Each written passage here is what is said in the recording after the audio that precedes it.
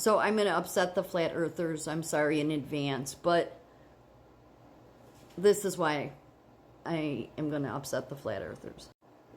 Okay, so for one thing, he stretches out the north. Okay, so again, where's the Arctic Circle? It's in the north.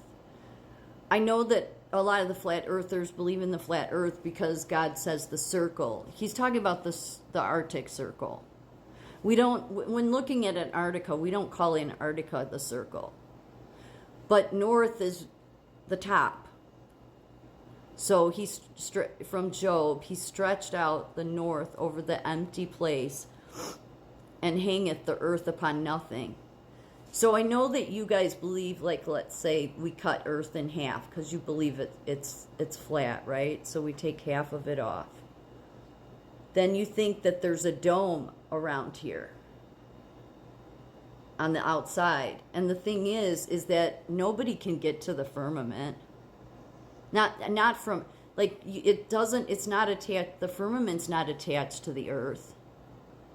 So your flat earth would have to still be, the firmament goes all the way around, and many of the pictures are showing it attached to the earth. It wouldn't be, though. The other reason I don't believe in flat earth is because when looking out at the rest of God's celestial solar system, all the other planets are round, so I tend to think earth is too. And it makes more sense because when the firmament, it doesn't touch earth, it's on the outside. You know, it's not like it's close to us. And the sun and the moon, they run along it.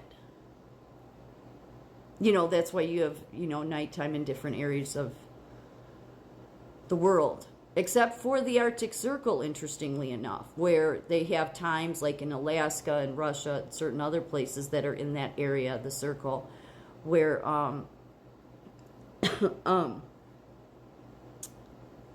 they have 24-hour daylight or vice versa. The difference between the Arctic and the Antarctic is, well, first, one's in the north, the Arctic, and the Antarctic is in the south. And the difference is the Antarctica is a landmass, but that's mostly surrounded by water, so more water here. And Arctic is mostly land with water there. So more water here, less here. But where most of the water conveyor belt takes place is in the Arctic Ocean. Because these islands, I'm sorry, not islands, these are water basins that are in color. You can see most of them are in Russia. Russia has some huge, huge rivers. But they're also water basins, and they dump into the Arctic Ocean. So again, God sits above the Arctic Circle. See the circle there? He sits above it, releases water, because there's gates and windows in the firmament, opens them, because even though the science thinks that they control, that they control the climate, no, it's God who sits above the circle of the earth, who controls the water, who lets the water down, and it goes into these basins that you see in color, and then they dump into the Arctic Circle, and then that conveyor belt takes place. And what that conveyor belt is called is the right here, the thermohaline circulation. Dense water that drives the thermohaline circulation is only formed in a few key areas. Yeah, so it starts in the Arctic. You know, just happens to be, you know, where God says, in the north, I stretch out everything. Yeah, so even the science, you know, even though the science thinks that we control the climate, yeah, no, it's God provides for his creation. God Almighty, who sits above the Arctic Circle, the circle of the earth, that's what he meant. I know the flat earthers think that it meant it was flat. I don't think so. I just don't. So, but again, everything seems to take place there. That seems, even though everybody thinks there's all this fascination and interest in Antarctica, and I'm not saying there's not, I just think there's probably more in this area. So it all starts up, you know, with it coming to water. This is too why it's so amazing, because look at how much God talked about water in the Bible. I mean, God talked so much about water. And then I even said in one of my short videos I did to music earlier that it wasn't a Q thing. I didn't follow Q, but I remember seeing when, some of those things that they would post, that one of them constantly the last few years was watch the water, watch the water, watch the water. Well, okay, I would imagine, this is what it meant, whoever Q was meant, yeah, the water that God provides. And then this just rolls into, why is California having trouble getting water for all these fires, okay? I'm not saying it's God. I'm just saying who's, been controlling the waterways. The freshest water is at the Arctic Circle. It's the freshest. And just showing again the differences between the Arctic and the Antarctica. And obviously you could see there's more water on the bottom part of the Earth. So it just makes sense to me that the Earth is likely round because look at Venus and all the other planets, they're round. So, but we'll know someday. I wanted to show something else about the Arctic Circle.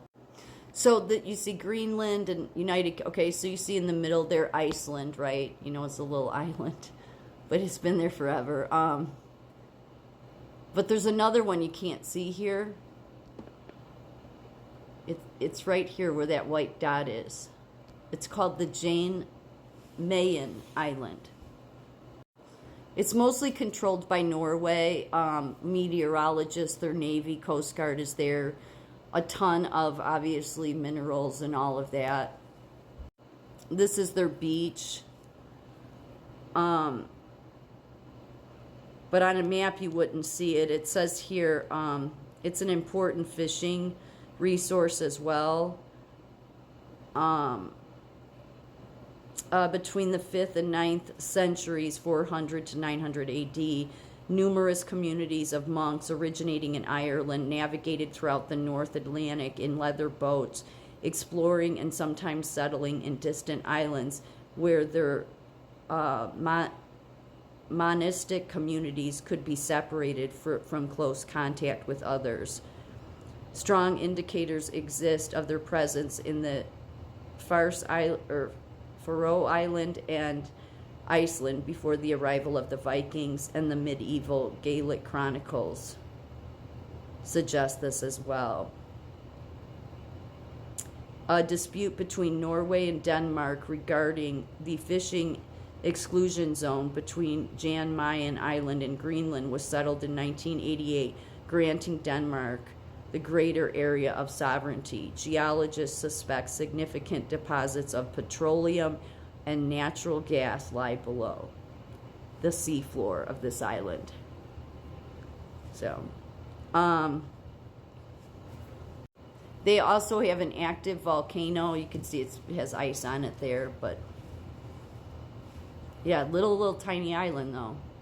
Can't see it on a map unless you zoom in. This is Iceland. This is a natural phenomenon with these lights. I had recently read, AI said that the lights are from scientists or, military exploding nuclear bombs in space. No, it's this, at least here, these are a natural phenomenon, which makes sense. It's the Arctic Circle. I mean, they're in the area of the Arctic Circle. There's, they have a lot of phenomenons there. Sometimes they have 24-hour daylight. The same with Russia or certain parts of Russia that are in that area. Anybody that's in that area. So I think all of these different things that go on in this area is very important, in my opinion. And I say very important because biblically important. This was interesting when I was looking up this Jan Mayen Island in Iceland. I think Iceland did this. I'm not sure. Somebody that does all these replica of famous ships. Well, this is a replica of the Mayflower that the Pilgrims came to America on. Yeah, usually you only see it in paintings. This was actually a replica they did. I just think it's interesting because of the flags at the top, which I think Iceland's flag is a red cross with blue around it. They were seafarers, though. Maybe they brought the Pilgrims here.